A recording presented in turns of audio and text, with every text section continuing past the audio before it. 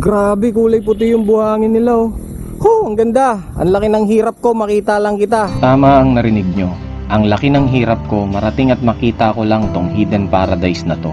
Pino ang buhangin, malinaw ang tubig, napaliligiran ng mga kabundukan ng Sierra Madre.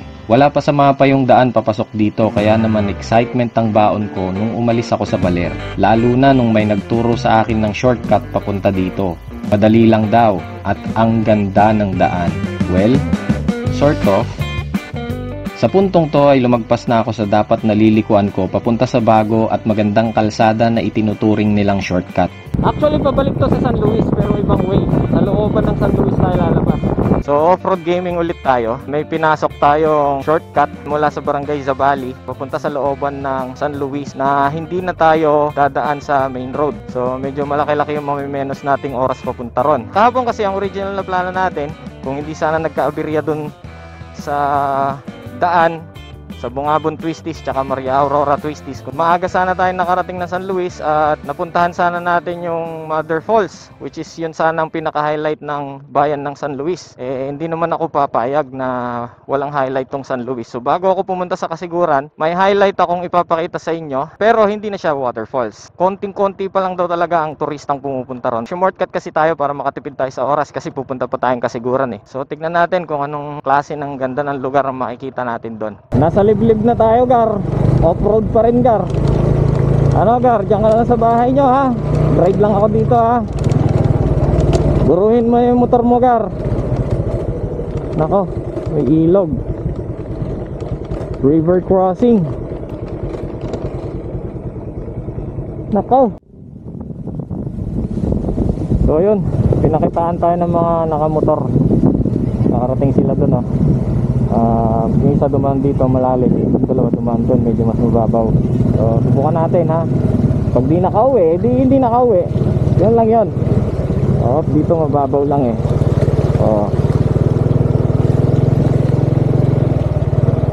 Kuya, saan pinakamadaling dumaan? Dito o doon? Dito. Sige o. Sa Dibot po. Sabi kasi mas malapit daw dito eh. Pero pwede na. Pwede na po? Ay, pwede na, malapit na dyan. Sige po.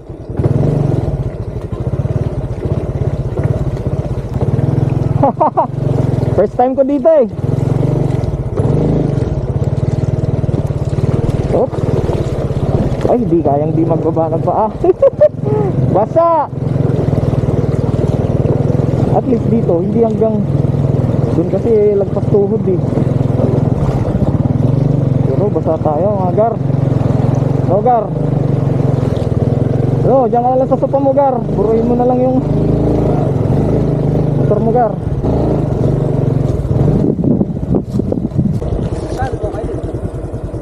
Ha? Maynila. Galing pa akong Tinggalan. Tapos pumunta ako sa Baler.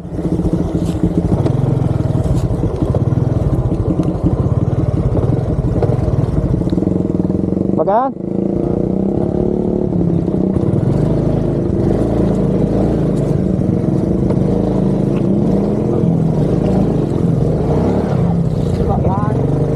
Yon! Yon! Woo! Thank you! Salamat mga sir. Thank you. Dito, naisip ko na baka dito talaga yung shortcut kasi sabi nila may konting off-road eh. So baka sa bandang unahan lang eh makita ko na yung magandang kalsada. Woo! Walang yung shortcut yan. Woo!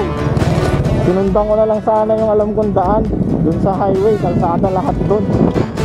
Woo! Okay lang. Adventure. Hindi ko alam kung alin sa dalawa.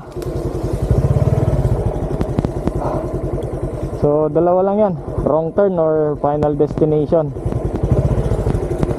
Paano ba to? So upon inspection dito, pababa sa ilog. So sundin na lang natin yung instinct natin. Dito tayo. Hopefully may finish line to. At sana hindi ako maflatan.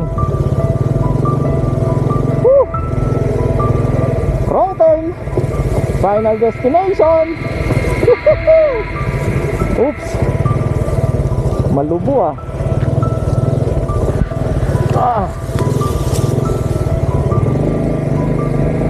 Oh, nagsislip tayo.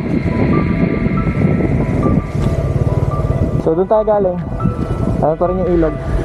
May papasok dito. So ina-assume ko ito na yung kalsada. Ito yung kalsada niyan. Oh, grabe. Hindi na ba matatapos to? Woo! Oh my goodness.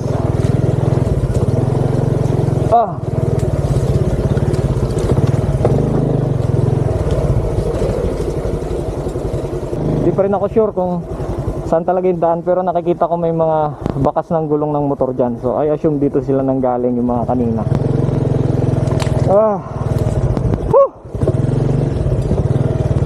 Kaso road tires kasi tayo. Oops. Dudulas talaga yan pababa. Wala tayong no choice. Sabi ko na eh. Putik. Nabalahaw na.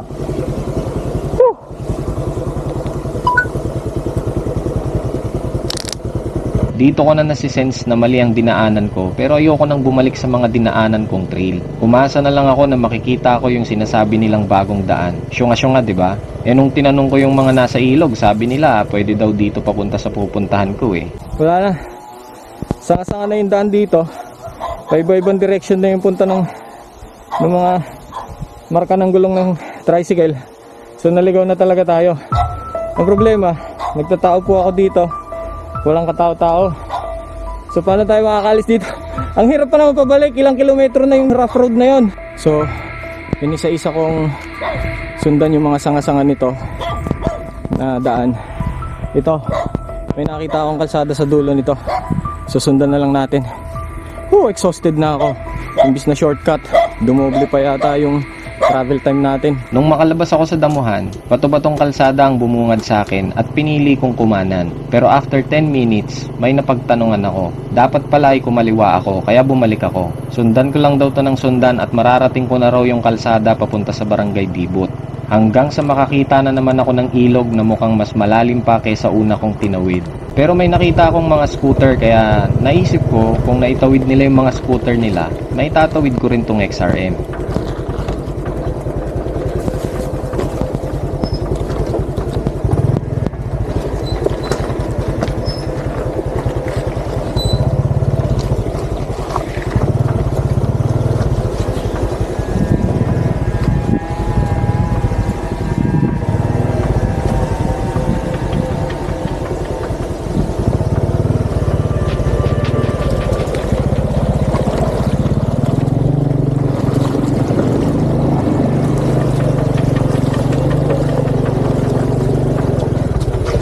Dibot po. Salamat. Hindi, yun ang alam kong daan. Sa Real. Galing akong Baler eh. Sa Real sana ako dadaan kasi yun ang alam ko. May nagsabi sa akin, shortcut na raw ako. Dito nga, tinuro dito. Grabe yung hirap ko. Motor nga po lang sa mga milyon ng park. Hanggang dito nga. Sila pala ang may-ari ng mga scooter na nakita ko at galing rin sila sa direksyon na pinanggalingan ko. Hindi pala nila itinawid yung mga motor nila. Sila lang ang tumawid. Sa puntong to, naiinis na ako dun sa taong nagturo sa akin ng shortcut na to. Pero sa bandang huli ko na nalaman na ako ang mali. Lumagpas ako sa dapat nalilikuan ko eh. Simple follow, I cannot instruction.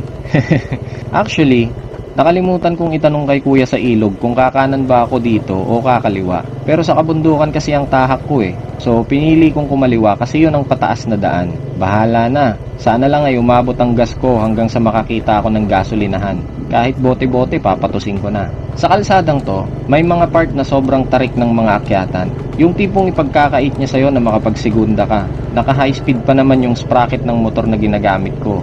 Tapos may mga parte din na sobrang pabulusok pababa. Woo! Honda XRM 125 Fi. Woo! Semento sa wakas. Under construction. Okay. Semento na doon. Salamat Diyos ko. Hindi mo ako pinabayaan. Safe pa rin ako.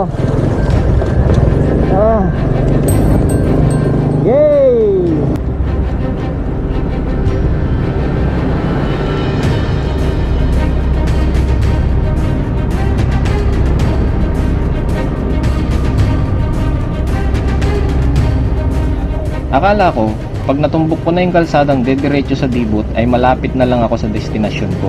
Hindi pa pala. Parang walang katapusang paakyat, pababa at mga alanganing kurbada.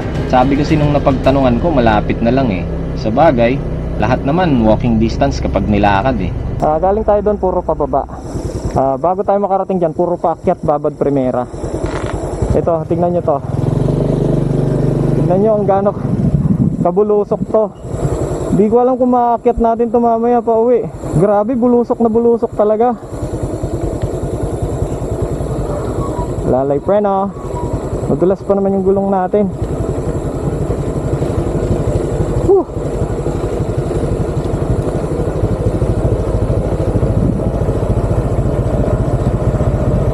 Yun.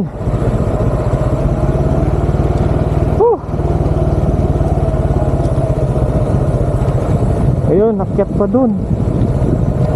Under construction naman. Bakit makakadaan dyan? Itong nakikita niyong paakyat na malapad na bagong kalsada ay ang dapat natatagusan ko. Yan yung tinutukoy nilang shortcut. Hanggang dyan ay 10 to 15 minutes lang sana mula sa pinanggalingan ko sa Baler. Ang laking ginhawa sana kung hindi ako tanga. Ano may akyatan dun? Ano tayo makakadaan dyan? Dali magtanong tayo. So nakapagtanong tayo sa mga nagra-road construction. Dito raw, akyatin daw natin to. Wala na raw ibang daan to kundi dito lang. So, let's see. Grabe, napaka-challenging na daan naman yan. Sana wag umulan para hindi tayo mahirapan mamaya pa uwi.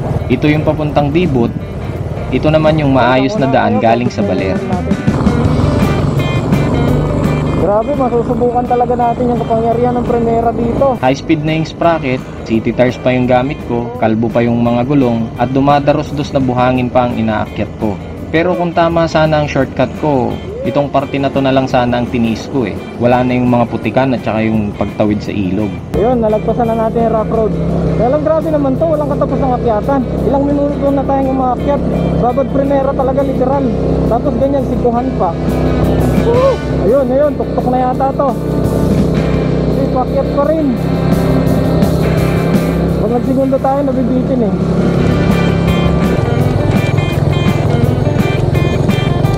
Off-road na naman, Gar. Woo!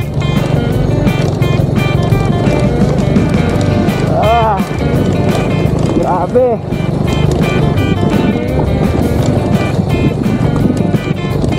So ewan ko kung nakikita ng camera, pero ayun, sa wakas nakikita ko na yung horizon ng dagat.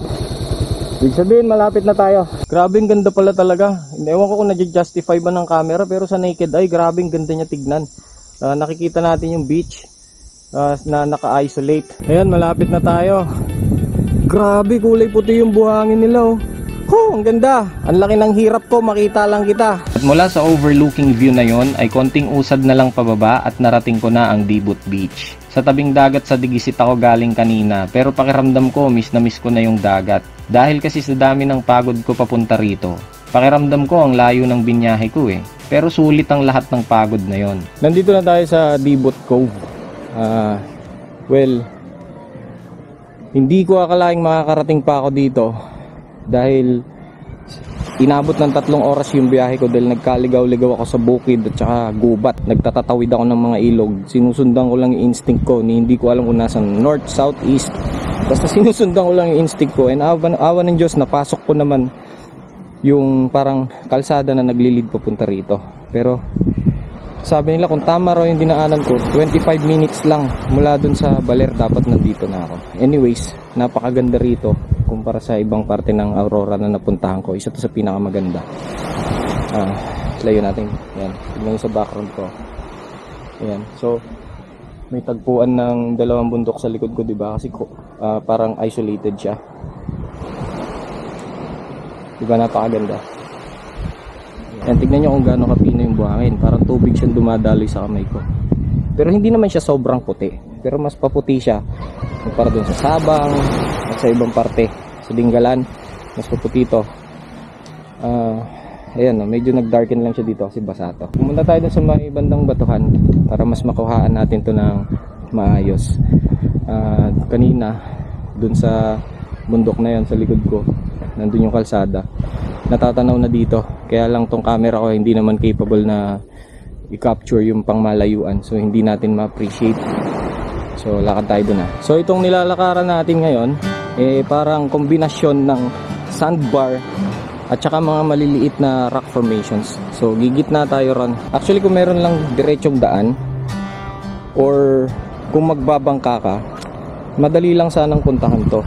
Kasi yung Baler Lighthouse na inakyat natin kanina, sa medyo bandang baba nun, sa likod nun bandang baba, nandun yung Di Casalarin Cove na madalas pinupuntahan ng nakabangka dahil yung daan papunta ron by land ay private property at isinara na.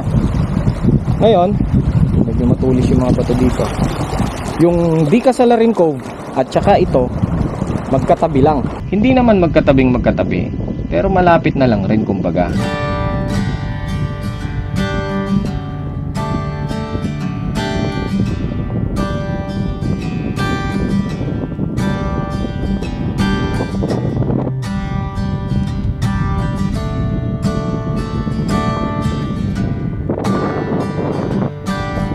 Bale, San Luis to ano. Itong side na to, Dingalan side, ang lapit na ng Dingalan dyan. Tapos itong side naman na to is may paganon ulit dyan. Parang ganito rin na papasok dito. May isa pang ganon dyan. Yun yung Di Casalarin Cove. O di ba napakalapit lang ng pinanggalingan natin. Biyahe natin, impyerno.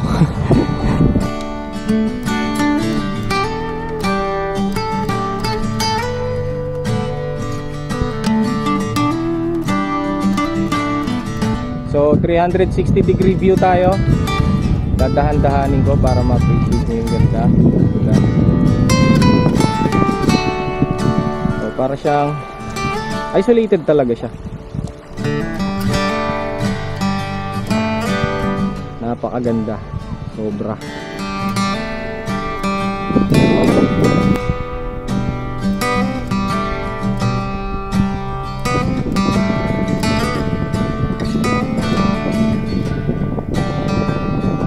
Actually napakalinaw. Halos nakikita mo yung ilalim and may mga isda ako na aninaw. Ganda. Ito naman akala mo crack lang siya, pero kapag sinilip mo sa ilalim, sobrang lalim. Grabe, ang ganda dito.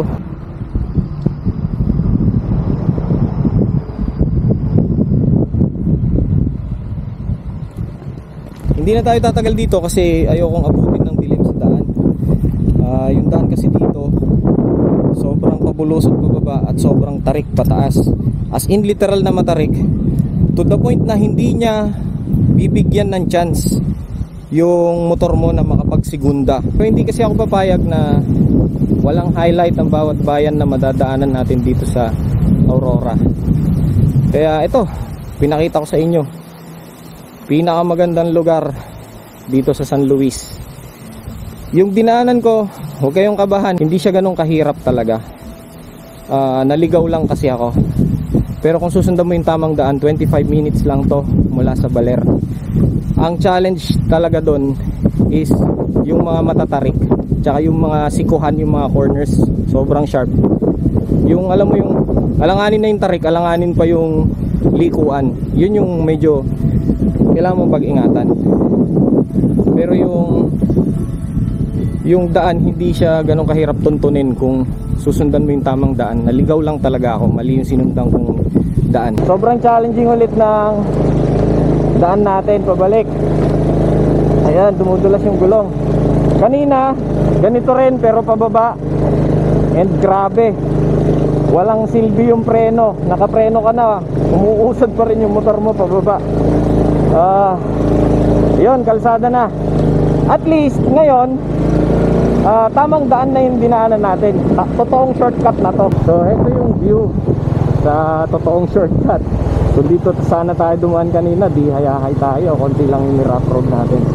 Pero okay lang, nag-enjoy naman ako. Itong dinadaanan kong tinatawag nilang shortcut mula Dibut hanggang Baler, ito ang magiging karugtong ng ginagawang Baler Dingalan Road. Yung dinaanan kong kalsada nung pumunta ako sa Pacific View Deck sa Dingalan, dito dudugtong yon. Okay, madilim na. Ito, nag-iilaw ako gamit yung cellphone. Nandito ako ngayon sa Sitio Digisit. Bumalik ako dito sa station kung saan nagpaparegister yung mga umakyat sa lighthouse. Nag-decide akong bumalik muna dito kasi dito ko pag-iisipan kung tutuloy pa ba ako ng kasiguran o uuwi na lang muna ako. Kasi bukod sa pagod na yung katawan ko, yung motor na ipapareview ni Honda darating, ubos na rin yung 3 memory card ko. Actually, 2 lang dala ko. Binili ko na lang dito yung isa. Kung bibili pa ako, wala na. Ubos na pera natin. So, let's see. Bago ako magpahinga ay nakipagkwentuhan muna ako sa mga lokal. Napaka-accommodating at napaka-hospitable ng mga tao dito. Pagkatapos ng kwentuhan, binalikan ko yung mga nangyari sa biyahe ko papuntang Dibut. Naligaw ako, nag-struggle, pero sinunod ko yung instinct ko at natuntun ko pa rin yung tamang daan. At pagdating ko sa Dibut ay sulit lahat ng pagod na dinanas ko. Ganoon naman talaga sa buhay, di ba? Minsan, maliligaw ka ng landas, magkakaroon ka ng struggles. Pero kung magtitiwala ka sa sarili mo na kaya mong bumalikwas mula sa pagkakaligaw, matutuntun mo pa rin ang tamang landas na para sa'yo. At sa bawat struggles na malalagpasan mo, ay may worth it na finish line na naghihintay sa'yo.